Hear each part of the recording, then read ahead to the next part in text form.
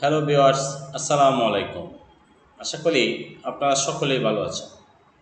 সজল একাডেমির পক্ষ থেকে আজকে আবারও হাজির হয়েছি নতুন আরও একটি ভিডিওতে। আজকে আমি আপনাদেরকে দেখাবো মাইক্রোসফট এক্সেলে কিভাবে ওয়াটারের কাজ করা যায়। তো তাহলে চলুন কথা না বাড়িয়ে আমরা মূল ভিডিওটি শুরু করি। তো ভিডিও শুরু করার আগে তাদের সকলের উদ্দেশ্যে আমার প্রতিদিনই একটা রিকোয়েস্টই থাকে, যারা আমার চ্যানেলে নতুন কিংবা আমার ভিডিওগুলো প্রতিনিয়ত দেখেন এবং কিন্তু এখন পর্যন্ত আমার চ্যানেলটিকে সাবস্ক্রাইব করেননি, তাদের সকলের উদ্দেশ্যে আমি বলবো, দয়া করে আমার চ্যানেলটিকে সাবস্ক্রাইব করে দেবেন।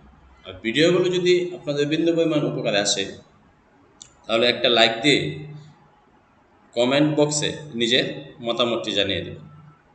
ধন্যবাদ।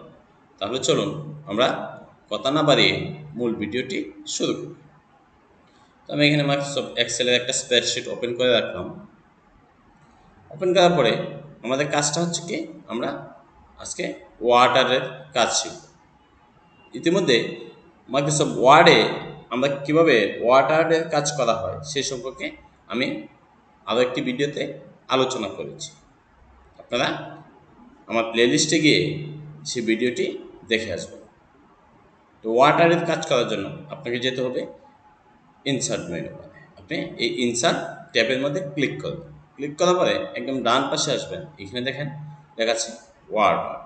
আপনি এখানে ক্লিক করবেন।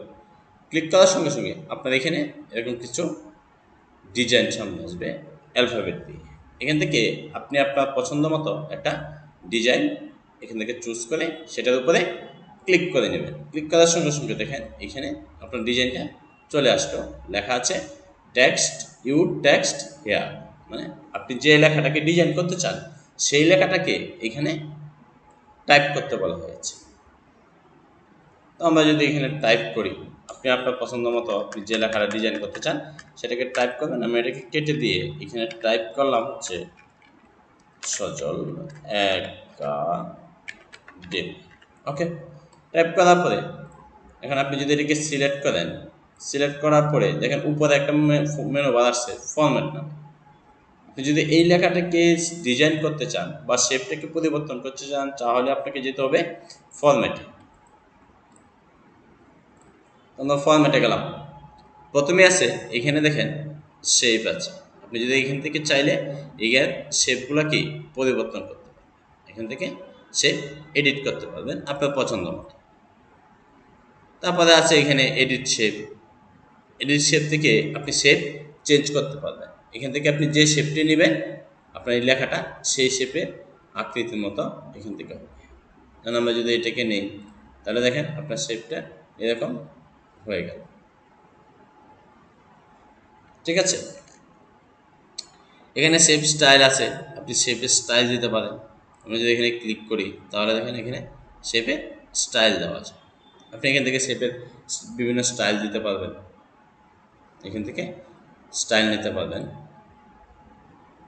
এবার শেপ ফিল, আপনি চাইলে এখান থেকে শেপ ফিলটার কালার দিতে পারবেন। এই শেপ ফিলে যদি আপনি যান তো এখান থেকে আপনি এভাবে কালার দিতে পারবেন।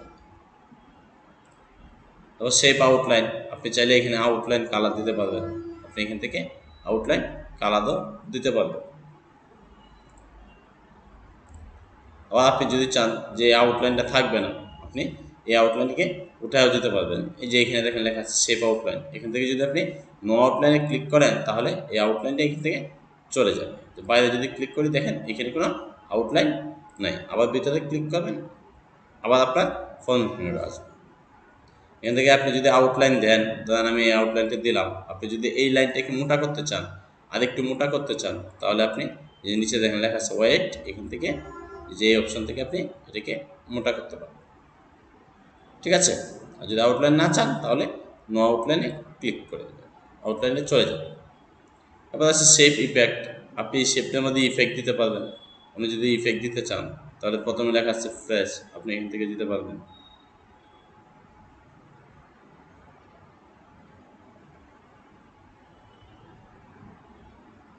ধরেন আমি দিলাম এখানে একটা ইফেক্ট দিলাম।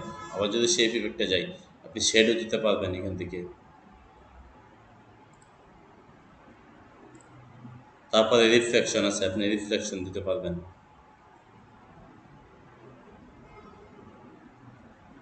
গ্লো আছে, আপনি গ্লো করতে পারবেন।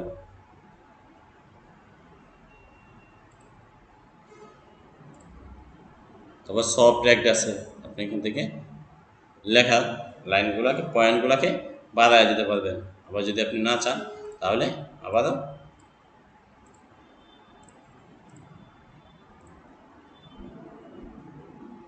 যেখানে লেখা আছে নো সফট ট্যাগ, আপনি এখানে ক্লিক করে দেবেন, আপনার একটা কি চলে যাবে।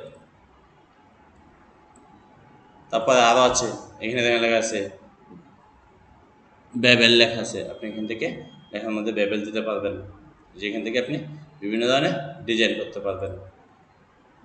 তারপর 3D রোটেশন আছে, আপনি এখান থেকে রোটেশন করতে পারবেন, যেখান থেকে 3D রোটেশন থেকে আপনি যে কোনো ডিজাইন আপনার পছন্দ মতো এখান থেকে কী করতে পারবেন, নিতে পারবেন। যে এখান থেকে আপনার যেটা ভালো লাগে আপনি সেটাকে এখান থেকে নেবেন। ওকে। তারপর আছে ওয়াটার স্টাইল, আপনি যদি এই লেখাটার ডিজাইনটা চেঞ্জ করতে চান তাহলে আপনি চেঞ্জ করতে পারবেন। এই ওয়াটার স্টাইল থেকে আপনি অন্য যে কোনো ডিজাইন এখান থেকে নিতে পারবেন। ওকে, ধরেন আমি এই ডিজাইনটা পরিবর্তন করলাম, আমার এটা হচ্ছে এই নতুন ডিজাইনটা করলাম, আগে যেটা ছিল সেটাকে পরিবর্তন করে আমরা নতুন আরও একটা ডিজাইন এখানে করে নিলাম। আপনিও চাইলে এরকম ডিজাইন করে নিতে পারেন এখান থেকে। তারপরে আছে এখানে টেক্সট ফিল, আপনি টেক্সট ফিলের কালার দিতে পারবেন। আমি যদি সিলেক্ট করি টেক্সট ফিলে যায়, আপনি এখান থেকে কালার পরিবর্তন করতে পারবেন। টেক্সট আউটলাইন মানে এই লেখাটার বাহির সাইডটা আপনি কালার করতে পারবেন। টেক্সট ইফেক্ট, আপনি এখান থেকে ইফেক্ট দিতে পারবেন। শেডও আছে, আপনি এখান থেকে শেডও দিতে পারবেন। তারপরে রিফ্লেকশন আছে, আপনি রিফ্লেকশন দিতে পারবেন। আবার গ্লো আছে, আপনি এখান থেকে গ্লো করতে পারবেন।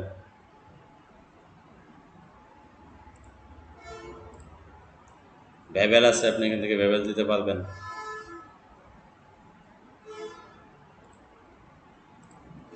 3D রোটেশন আছে, আপনি এখান থেকে 3Dও করতে পারবেন। ওকে। তারপরে দেখেন এখানে ট্রান্সফর্ম লেখা আছে, আপনি যদি চান তাহলে এখানে আমার যে লেখাটা আছে এই টেক্সটটাকে আপনি বাঁকা করতে পারবেন। MS ওয়ার্ডে যেভাবে আমরা লেখা বাঁকা করা শিখেছিলাম, এক্সেলেও আপনি লেখা বাঁকা করতে পারবেন। তার জন্য আপনাকে এই টেক্সট ইফেক্ট থেকে ট্রান্সফর্মে যেতে হবে। এখান থেকে এই যে এখানে দেখেন লেখা আছে, এই যে ডিজাইনগুলো আছে, আপনি এখান থেকে যে কোনো একটা ডিজাইন চুজ করে আপনি একটা লোগো তৈরি করতে পারবেন। ধরেন আমি এই ডিজাইনটা এখানে দিলাম, দেখেন লেখাটার অ্যাঙ্গেলটা একটু পরিবর্তন হবে। এখন যদি আমি এই কোনায় ধরে নিচের দিকে এভাবে টানি তাহলে দেখেন লেখাটা নিচের দিকে বাঁকা হইতেছে। আমি যদি এটাকে এভাবে ধরে এভাবে ছোটো করে দিই তাহলে দেখেন লেখাটা বাঁকা হয়ে গেল। এবং যদি আপনি এটা দিয়ে একটা লোগো ডিজাইন করতে চান তাহলে আপনি আবারও এটাকে সিলেক্ট করে টেক্সট ইফেক্টে যাবেন, এখানে ট্রান্সফর্ম, ধরেন আমি এই ডিজাইনটা দিলাম, দেওয়ার পরে এটাকে আরেকটু হালকা ছোটো করে দেই তাহলে হয়তো দেখতে ভালো লাগবে।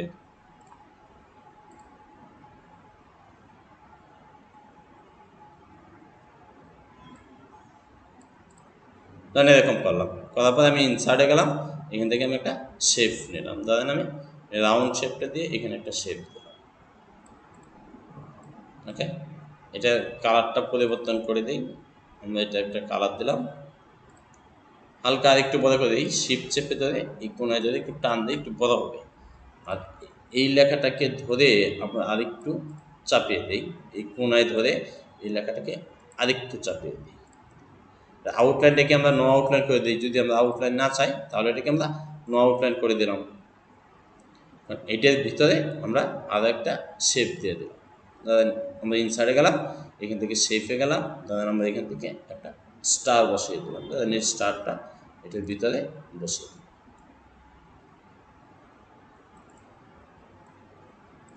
স্টারের আউটলাইনটা আমরা উঠিয়ে দিই, নো আউটলাইন করে দিই, এবং এইটার ফিল কালারটাকে আমরা হোয়াইট করে দিই, তাহলে দেখেন দেখতে খুবই সুন্দর দেখা যাচ্ছে। যদি আপনি এটা শেপটা কালার চেঞ্জ করতে চান তাহলে আপনি শেপের কালারও চেঞ্জ করতে পারবেন, যে কোনো কালার এখানে এভাবে আপনি আপনার পছন্দ মতো দিতে পারবেন। তো বন্ধুরা, আশা করি আপনি এক্সেলে কীভাবে ওয়াটার নিয়ে কাজ করবেন সেই সম্পর্কে আপনি ভালো ধারণা পেয়ে যান। তো আজ এই পর্যন্তই। আগামীকাল আবারও দেখা হবে নতুন কোনো ভিডিও। সেই পর্যন্ত আজকের ভিডিওটি দেখে দেখে এখনই প্র্যাকটিস করা শুরু করে দিন। তাহলে সকলে ভালো থাকবেন, সুস্থ থাকবেন। আর আমার ভিডিওটি যদি ভালো লাগে তাহলে অবশ্যই শেয়ার করে অন্যদেরকে দেখারও সুযোগ করে দেবেন। ধন্যবাদ সবাই।